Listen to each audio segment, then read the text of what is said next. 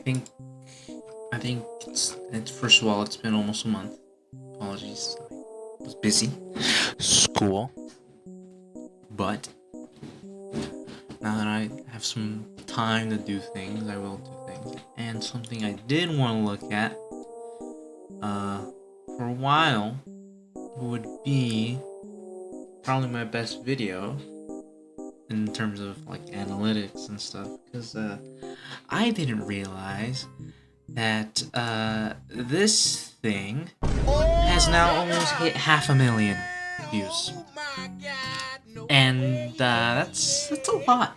That's a lot. And it looks like a majority of people came from this video. So anyway, and I was just looking at it and I was like, oh shoot, almost 500,000 views. That's crazy.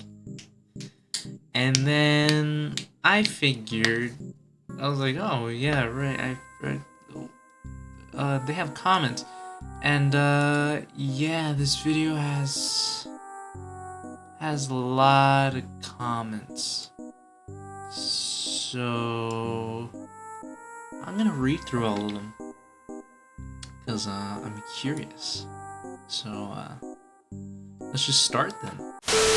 8 fucking bears. Holy shit. Guys, Casey's awaits you, and he can ghost win the game by drawing a squirrel for Kraken card hand. I don't remember its name. To have a 7 so he can just destroy both bears and other squares would be squirrels. I'm a little give me a squirrel totem really is the most OP. I agree. 100%. Wow, I defeated the guy without going through the grizzlies using squirrels that give you 3 of blood whenever you sacrifice them. Great job. Thank you. I appreciate it. And, yeah. The Trapper is probably one of the harder bosses. Well done. You sure put Lish in his place with your squirrely antics. He really couldn't bear to beat you. Oh, okay, alright.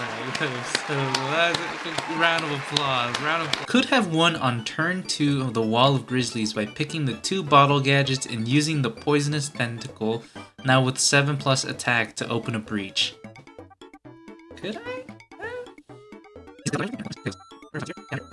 Could I have actually won this? Let me slow it down a bit, because I'm playing Relay. Could I have actually gotten it? Alright, let's see. There's 2 action ones here.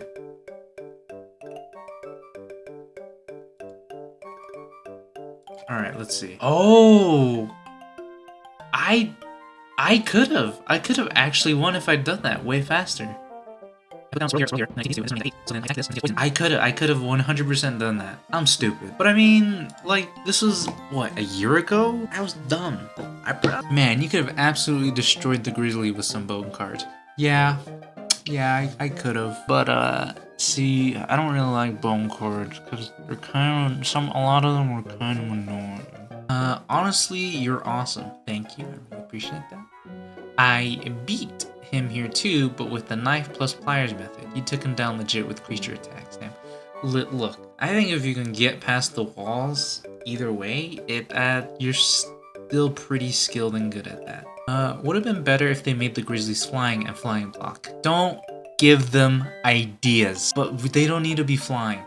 They don't. We don't need 8 flying grizzly bears. It was so much easier than this, man. Just pick up 4 undying squirrels, use 3 to block 3 bears, and the 4-1 to summon whatever trash to slowly chew away the bears in one row and win. So much overthinking here. Well, you know what? You're right. I was overthinking, and I'm not the smartest person. Not that impressive. Sorry I wasn't able to meet your expectations. Ralsei 5390. I apologize. I hope that I may improve and be a better content creator and impress you with something else. I don't know. And I'm sorry I let you down. Next one. I actually beat the Wall of Bears with 2 knives and 5 damage and 7 damage cards. That is impressive, good sir. Why couldn't this be the full game? Fighting bears? No, that's too stressful, man. So you beat the Wall of Bears with an army of undead squirrels and some half-decent damage. Not gonna lie, I'm impressed. It is difficult to get something like that set up, especially so early. Well, I'm glad that I was able to impress you. And I'm glad that my work was able to be, I guess, glorified in a way. Unlike that last guy who said he wasn't impressed. I've done it. Didn't win though. Huh? How do you have Caged Wolf on Casey's mod? I'm not playing on Casey's mod, I'm playing story mode. No, do it in Casey's mod. I did do it in Casey's mod. That took a very long time, and I'm never doing it again. Cause, no. Bob Lennon did it first in the world on first try. I do not know who that is, but good for them. Que juego más aburrido. Well, look, man, right? I did say to skip to, like, I don't know what the time was. If you didn't want to see all... I love how there's somebody in the background calmly eating a bag of chips. Pretty sure that's an animal getting skinned. So, you wanted the smoke? Good. We got another one, guys. We got another one. Let's give it up. Yep. That's a good one. Wait, you have a wood carving, yet he still said too fast, too soon? What else could you possibly need? To die. Also, subscriber for 10 months.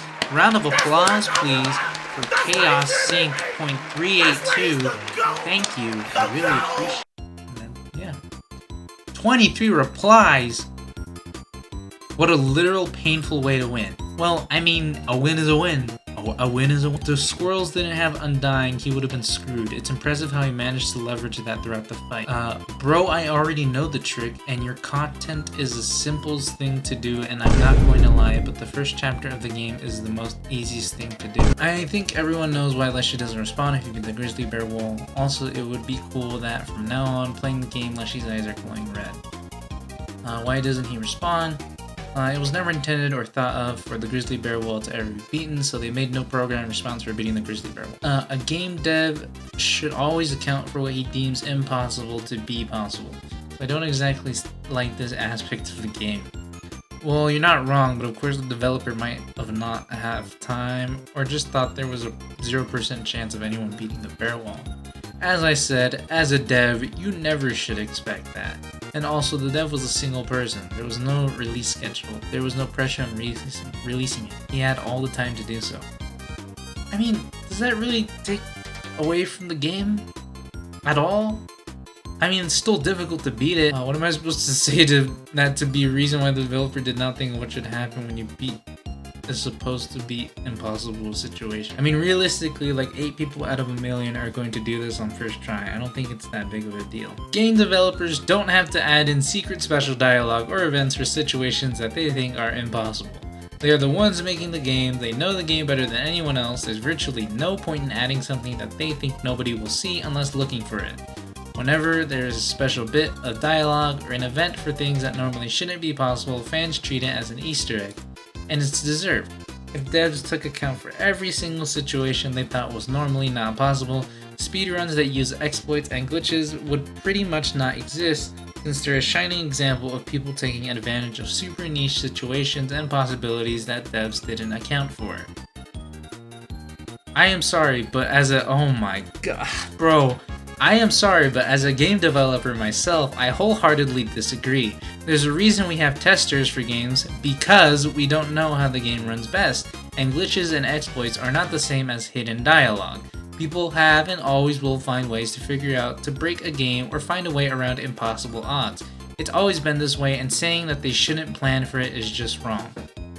What exactly is— I'm sorry, but what is the problem? Nothing is gained or lost from not having some kind of special dialogue for beating this thing. I don't see the issue. Why are people getting pressed over this? Yeah, that's about it.